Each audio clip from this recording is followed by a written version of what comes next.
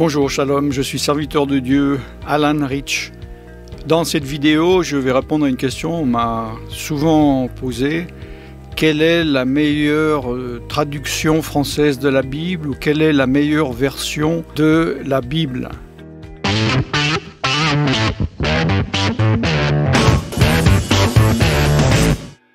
On m'a posé cette question depuis surtout que j'ai fait la première vidéo sur la série de Louis II, où j'ai expliqué les erreurs qu'il a fait et pourquoi il les a fait. Et donc cette série n'est pas terminée. J'ai mis plusieurs vidéos sur Louis II et je vais encore en mettre. Et des personnes comprenant ce que je disais ah bon, ben alors moi ça m'embête parce que j'ai une Louis II et s'il a mal traduit des passages, quelle est la bonne version? Quelle version vous utilisez ou vous estimez être la bonne ou la meilleure? Si vous me demandez quelle est la meilleure traduction en français, je vous réponds que cela dépend de votre niveau de connaissance doctrinale et de votre niveau spirituel. C'est très important à comprendre. Il n'y a pas de réponse unique. Je ne peux pas vous répondre en faisant une vidéo de 8 secondes en disant « Bonjour, la version blablabla bla, bla, bla, est la meilleure, au revoir et à bientôt ». Parce que la meilleure, déjà, et pour tout le monde, n'existe pas. Cela dépend de plusieurs critères. Et je dois justement vous expliquer plusieurs choses afin que vous compreniez. Prenez ça comme une vidéo très personnelle, comme si je vous avais en face de moi, mais j'ai plusieurs personnes en face de moi. Comme si c'est un séminaire et j'aurais 10 personnes ou 20 personnes et je dois vous expliquer des spécificités par rapport aux personnes. C'est très important. Par rapport au titre, je ne pense pas que cette vidéo fera des millions de vues. C'est pas le but, hein. Sinon je ferais seulement 2 ou 3 sujets. Pourtant, c'est la plus importante. C'est celle que les chrétiens devraient voir le plus. Et pendant que je dis cela, des vidéos très importantes spirituellement sont les moins vues sur ma chaîne. Que celui qui a des oreilles pour entendre, entende. Investissez du temps dans l'enseignement, dans l'écoute, dans la compréhension, dans la prière et dans la mise en pratique. J'ai une playlist qui s'appelle La Bible Alan Rich.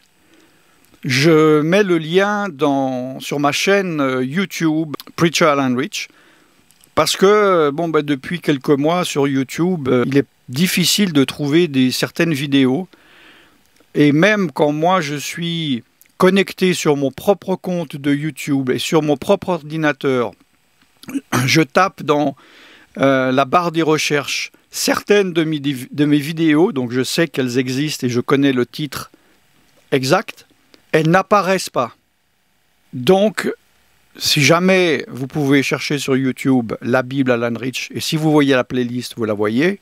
Si vous ne la voyez pas, allez sur ma chaîne, cliquez sur le lien de la playlist de la Bible, où il y a des vidéos où je parle du sujet particulier de la Bible. La Bible, ce n'est pas un livre, hein, c'est un recueil de livres où il y a 66 livres.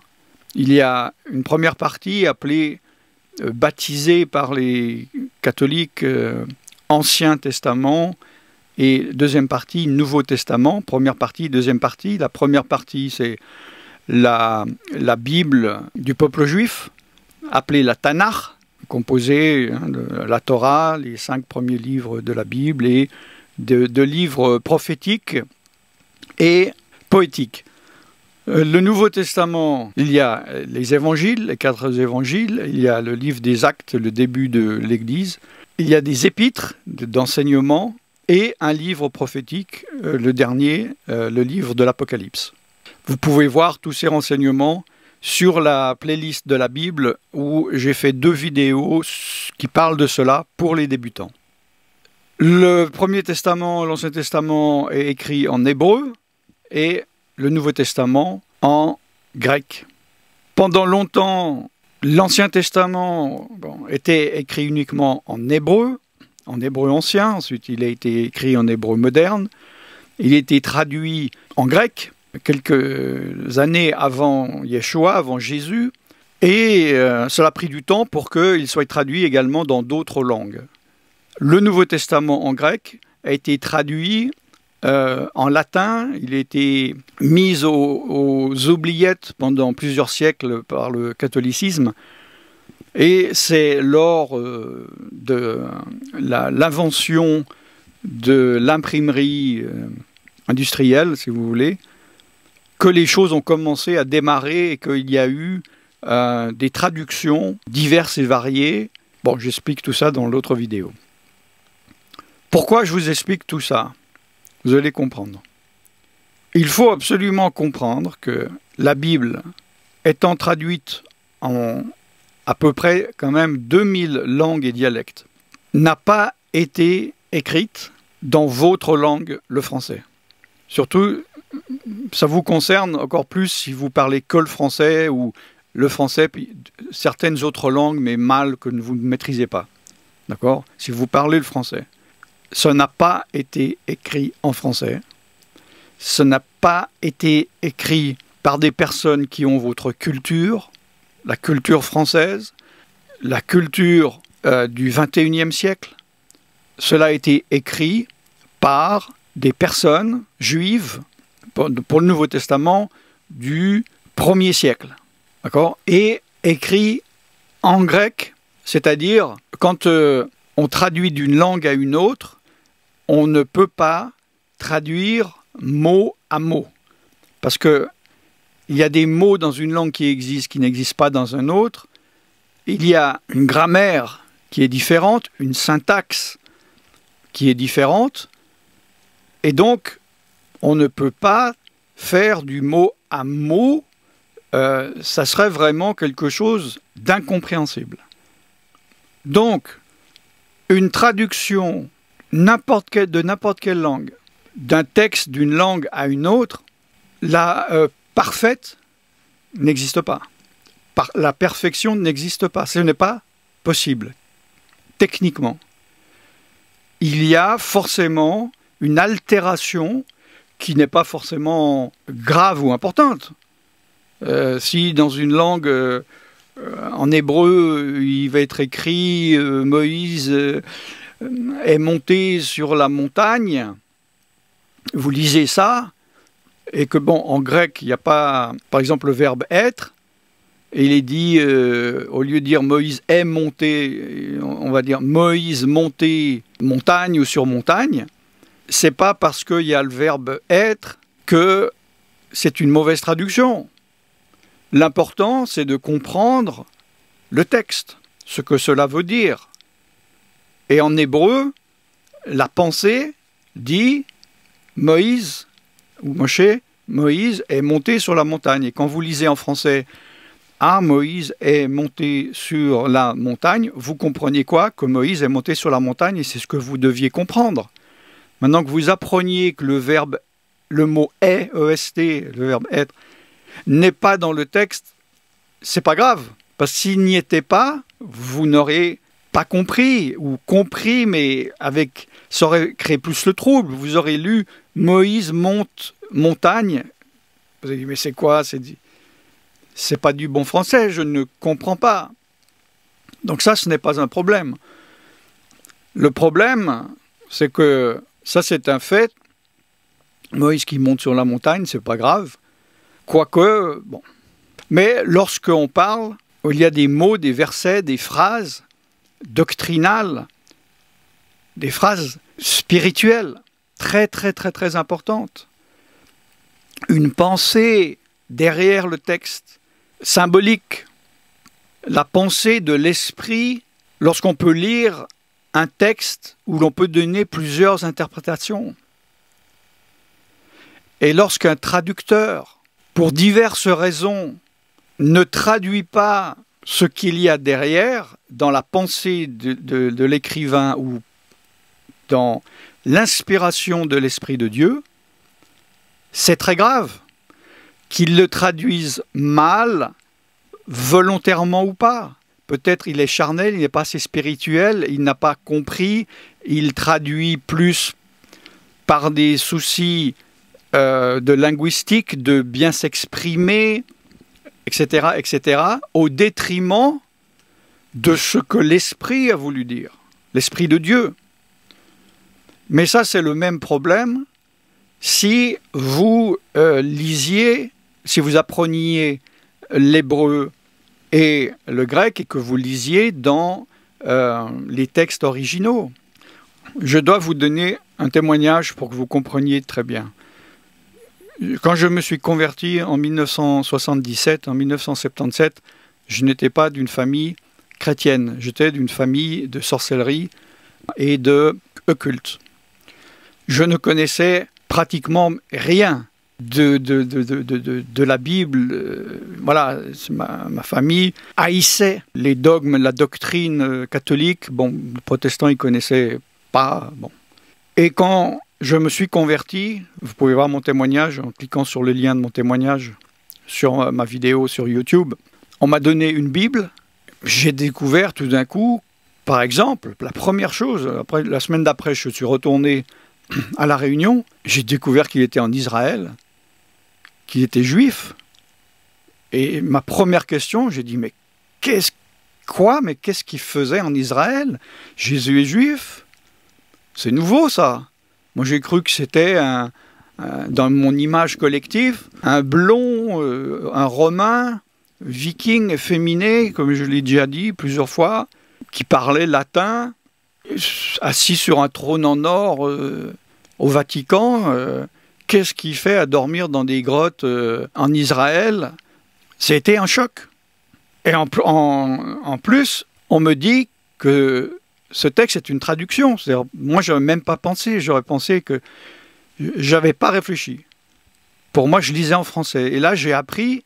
Il m'a dit, ah ouais, tu sais, il parlait sûrement même pas le latin, mais il parlait entre eux, voilà, l'araméen et l'hébreu, et la Bible était écrite en hébreu et en grec. Et tout de suite, dans la première semaine de ma conversion, j'ai dit, quoi, c'est pas le texte original? Mais moi, je veux connaître la vérité, qu'est-ce qui est écrit, je veux connaître qu'est-ce qui est écrit. Ce n'est qu'une traduction que vous m'avez donnée, j'en veux pas. Qu'est-ce que c'est que... Bon. Et j'ai commencé, en quelques semaines seulement, à acheter toutes les Bibles que je pouvais dans des versions différentes. À l'époque, je parlais que l'anglais et le français. Et j'ai eu, donc, dans les premiers mois de ma conversion, 18 versions différentes. Il faut comprendre, à l'époque, il n'y a pas Internet, on avait des livres, je ne sais pas si vous savez ce que c'est, en papier. Et donc, j'avais même des très vieilles versions en français, en vieux français, au lieu des S, des F. Voilà. Je lisais en français, on m'avait donné la Louis II 1905. Comme on était en 1977-1977, évidemment, la revision 79 n'existait pas encore. Et je comparais chaque verset que je lisais avec du français courant, avec la Darby, l'Osterwald, la Crampon, voilà, et toutes sortes de Bibles en anglais. Également la Living Bible, si vous connaissez. Évidemment, ma version de base de l'anglais était la King James Version, parce que l'American Standard Version, qui est bien meilleure, n'existait pas encore. Et à l'époque de la connaissance de la langue hébreu, tout le monde disait que la King James Version était la meilleure traduction, qui est en fait absolument pas. Et j'ai commencé à apprendre l'hébreu. J'ai appris l'hébreu à lire, écrire. Si jamais cela vous intéresse, je donne des cours d'hébreu biblique sur portiquedesalomon.com. Et j'ai creusé, et en commençant à apprendre l'hébreu, je ne suis pas en train de m'écarter du sujet, vous inquiétez pas, ça va vous aider à comprendre. En apprenant l'hébreu, j'ai découvert que l'hébreu ancien ne comportait que des consonnes et pas de voyelles. Et malgré que techniquement ce n'est pas une langue monosyllabique, ça a quand même une structure, si vous voulez, de base de syllabes. Et si par exemple il y a un mot je schématise, un mot de 3 syllabes, eh bien ce mot est composé de 3 mots.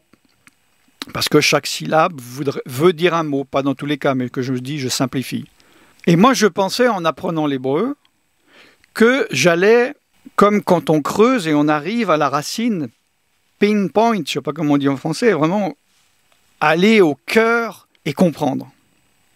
Et en découvrant que, en fait, dans la Bible, en hébreu, en connaissant le mot en hébreu, au lieu de pinpoint, de cibler, d'arriver à la compréhension simple, claire et ultime, parce qu'il y avait au contraire 3 mots et que chacun de ces mots pouvait dire autre chose ou renvoyer à une autre signification, en fait, ça écartait à l'infini.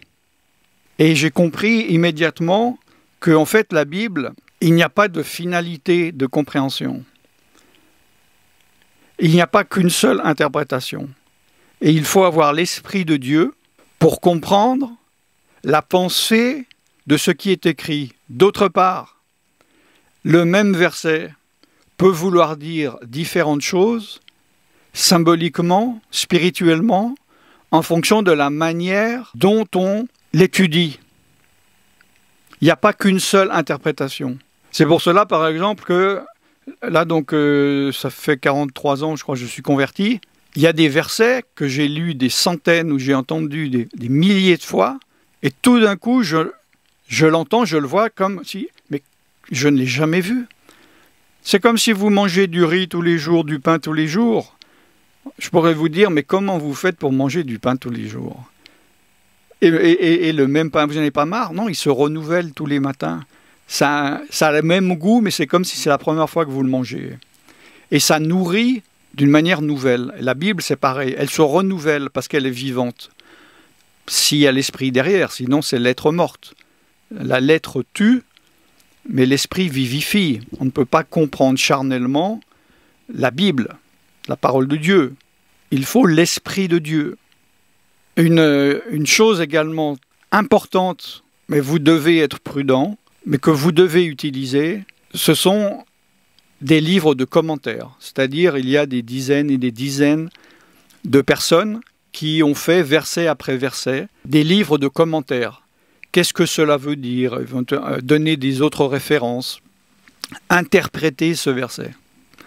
Moi, j'utilise, depuis ma conversion, une quinzaine de ces livres de commentaires. C'est vrai qu'en français, je ne sais pas s'il y en a beaucoup qui existent encore maintenant, mais en anglais, c'est tout en anglais. Et quand il y a quelque chose que je ne comprends pas, je vais comparer. Et je vois l'étendue spirituelle ou intellectuelle de ce que les, entre guillemets, non, je ne vais pas le dire, ce que des personnes, des érudits pensent. Ce que je vous conseille vraiment avec prudence. Moi, je l'ai fait au début, au bout de 3 ans, je crois. Justement, on m'a parlé de ces livres de commentaires. Et on vend des Bibles avec un commentateur. C'est-à-dire, vous lisez les versets. Puis, donc, certains versets, au bas de la Bible, il y a une annotation. Il explique des choses obscures ou il éclaircit. Moi, je vous dirais, soyez prudents. Surtout si vous êtes débutant. Pourquoi ? Parce que vous n'allez avoir qu'un sentiment, qu'une interprétation. Vous allez avoir la pensée de cette personne. Le spectre va être très très très étroit. C'est comme si vous voyez uniquement par le trou de serrure qu'un tout petit parti de la vérité. Et surtout, vous allez vous habituer, vous allez lire pendant des années cette version avec le même commentateur et vous allez adhérer, même inconsciemment, à son point de vue. Au point où, après, vous n'allez plus être capable de dissocier ce qui est écrit dans la Bible et ce qui vient de cette personne et de ne pas savoir, de ne pas pouvoir savoir si c'est le Saint-Esprit qui vous a révélé quelque chose ou si c'est cette personne. Donc moi, je suis plutôt dans le large spectre et explorer ce que les personnes, des érudits, entre guillemets, pensent. Et là-dedans, vous pouvez piocher et vous faire votre propre opinion et écouter le Saint-Esprit qui va vous dire ça non et ça non.